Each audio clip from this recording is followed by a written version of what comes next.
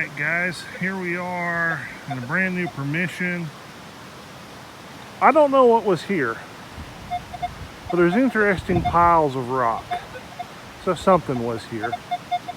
Could be an old house site up in here somewhere. It could just be some old farm fields. But I got a first signal, and to be expected here in the woods, the old head stamp. Had to cross quite the creek to get here. It's a pretty little thing, really.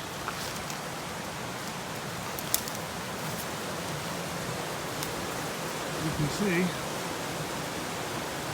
rock walls everywhere. Alright, a little bit thick in here, but I think it opens on up above me. Maybe where the fields or a possible house site was. Let's get up there and see. Well, I noticed that bare spot right there. Thought that's odd. And then, ooh, I was on camera. Check this out. Got up to this old telephone pole in this little power line clearing, but look at the top of it.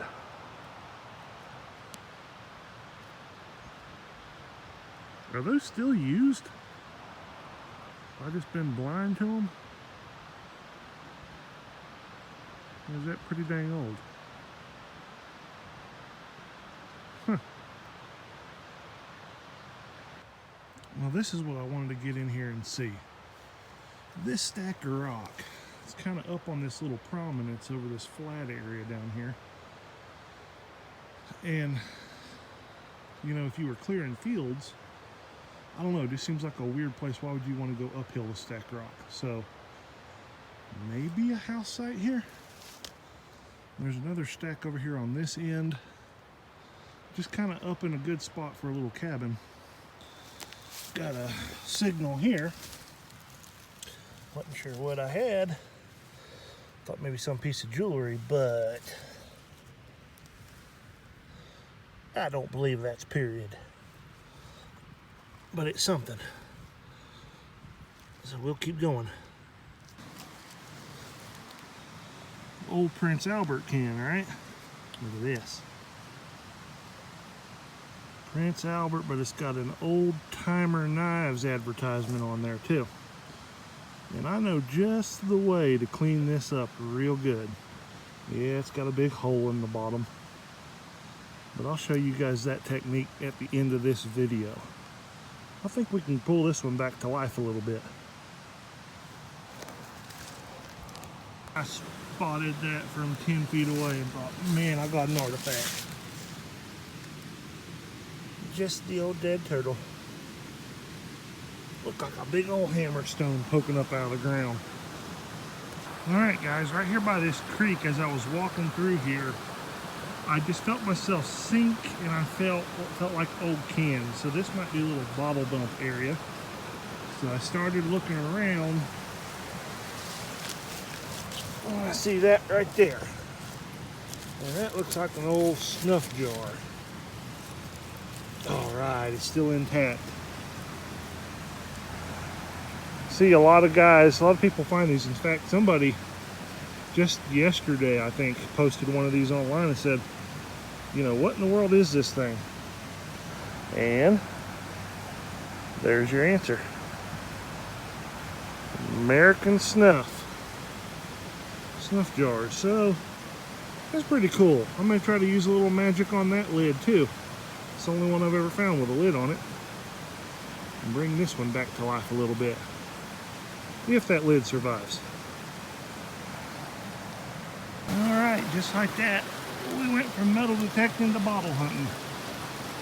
Here's an old Dr. Pepper. It looks like it's maybe from the 50s or 60s, but you want to see over there? Another snuff jar, maybe two, and we got another little lid. It ain't broke. There we go.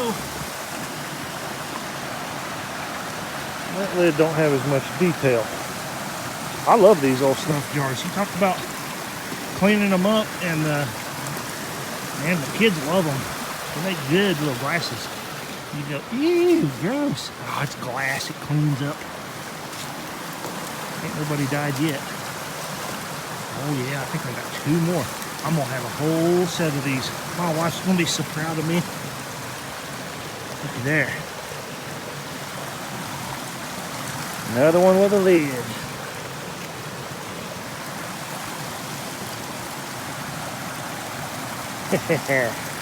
All right. Hey, this makes me happy. Well, I'm gonna ease around, see if there's anything else. Maybe find an old Coke bottle. That'd be cool too. What's that?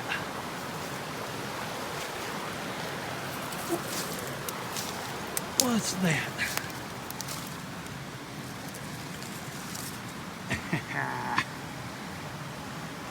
What are we up to now? 4? No, 5. Got another one up there on another tractor.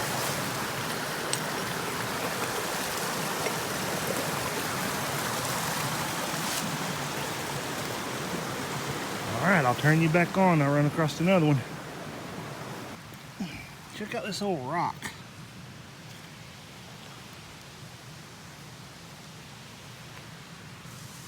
It's got this panned out area right in the middle of it. And it's hard to say, but I always wonder if those aren't grindstones. Or, I don't know what the correct name would be, but Native American. But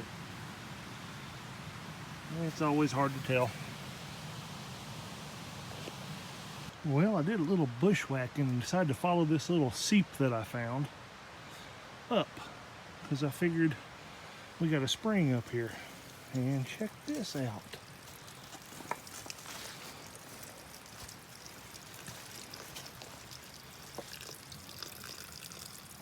There. Too bad there's not a bunch of old bottles laying around. Look at this though, this is cool.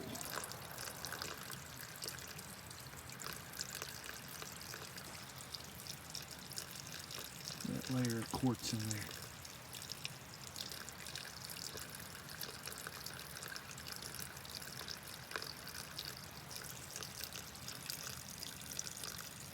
Pretty good tasting water, I'd say.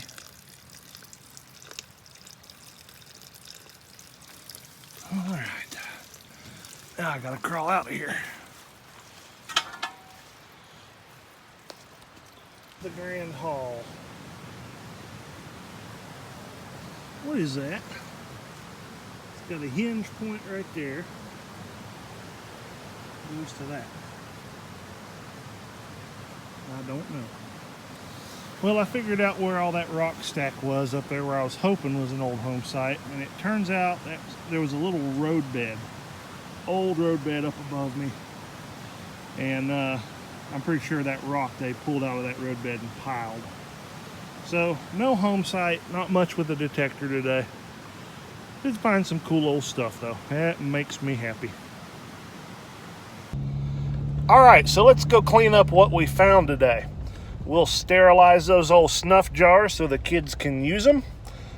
And I'm also going to show you that tip I was telling you about to bring the paint back out on that Prince Albert can. Now, a lot of you guys, you probably like to pick up, you know, maybe old vintage beer cans and things like this.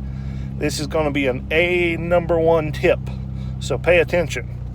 For the Prince Albert can, don't do what I did to the last one, which was a gorgeous can. I mean, it was 70 to 80% there. And somebody told me to soak that thing in lemon juice to take the little bit of rust that was on it off. Well, I now have a paint-free can. I mean, every bit of that paint came right off. So, the oxalic acid is going to do the trick. And I'll let the results speak for themselves. So I'll get home, show you how to mix this solution up, and we'll see what we got. Alright guys, here is the setup for this oxalic acid. Now, here's where I got mine, and I found it on eBay. And that's a pretty good size 2-pound bag of it. Was not very expensive. And it stores pretty well. So what I've got is 4 cups of water, and the solution's pretty easy to remember. 1 tablespoon of oxalic acid. see if I can get it open for you. That's what it looks like. Kind of like baking soda. 1 tablespoon of that per 1 cup of water, warm water. Here's a couple things that I have actually cleaned using oxalic acid. What do you want? That is not food. Be gone, dog. All right, so right there, 3 Merry Widows tin, and just look at this. You see that pitting on there. Now you've dug these up probably. You know what condition they can be in. And that is oxalic acid at work. Also, check out this can. Look at the shine. And there's the rust pitting on this can. This did not come out of a barn. This was laying out in the woods. I could not believe how well this thing turned out. Look at the top of it. So I'm hoping that it does some pretty cool stuff with that. This lid, I have no idea what to expect. Really don't. Bottom side's got a little bit of life left to it, but so I'm not sure. We'll just have to see. But that, I think, will come out noticeably prettier. So I'm going to give them a bath. I'm going to let them soak for about an hour, and then we'll see what we got. Now, I just put it in about 30 seconds ago, and I swear it's already starting to do something. Man, I hope that really pulls that advertisement out. That's kind of a cool looking little deal. All right, it's been about an hour, and man, I already see a ton of difference, but you ain't seen nothing yet because we're going to give this a scrub. But first, we got to get it out of this acid, and that's going to be difficult to do. We're going to go with the old chopstick method. Oops, sorry. And what we're going to do is take this container right over to some fresh water, and we're going to give it a scrub. I probably should be wearing gloves. The acid don't do a whole lot, but it does make you a little tingly. All right, check this out. Looky here. Look at that. Well, that's impressive, ain't it? And I'm not even hardly scrubbing. This little one-handed deal. Look at that rust come off and leave that paint intact. All sorts of details I didn't know was there. See how much these cost.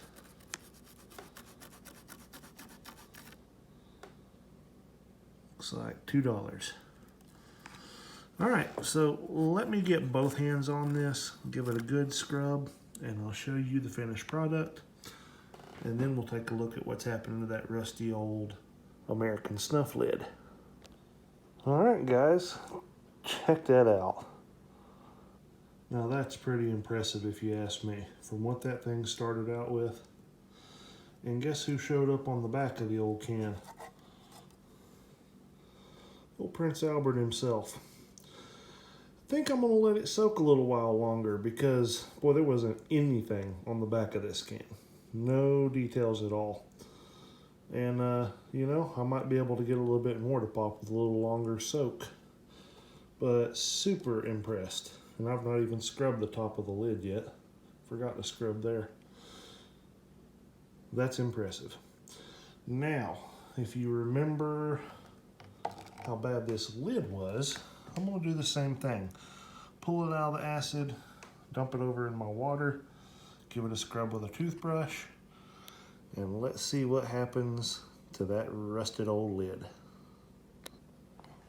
All right, there is the lid, and not quite as impressive, but when you think about the fact there's no paint and we just have rust on metal here,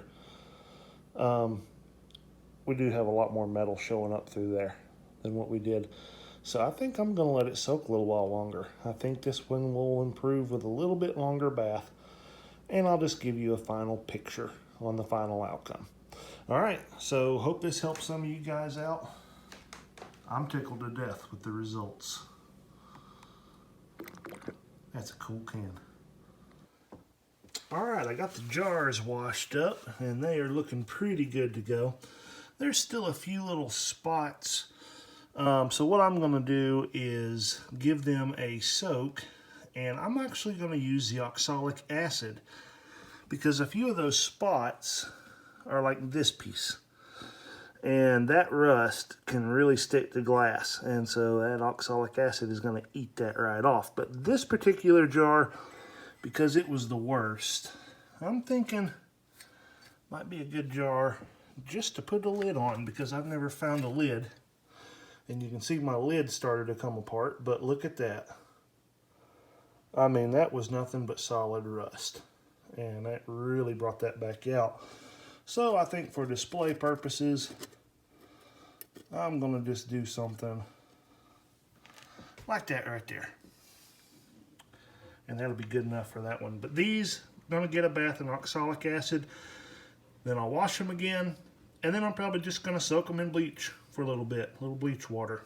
Just to make sure I got everything and none of the kids get sick. Wash them again, and they're going up in the cabinet. Alright guys, one last tip. When you go to dispose of this oxalic acid solution, don't just dump it down your drain. I'm not sure what that would do. It might not be healthy for your drainage system or the environment for that matter. You need to make it inert, and you do that by dumping baking soda on top of your solution. Now it's going to react and bubble and fizz a little bit. Just keep adding the baking soda until you stop seeing a reaction, and at that point it's inert and it can go right down the drain, no trouble. Also remember, wear safety goggles and gloves while you're messing with this stuff.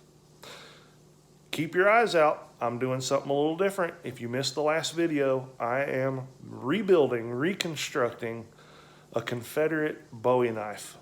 I found a handle a couple of years ago metal detecting, and it's time to bring this thing back to what it once was. If you're interested, it's going to be a whole series of videos. The first one, it was the last video I released, so go check it out. I'm going to be out detecting again real soon, and hopefully back with another video. Until then, thanks for watching.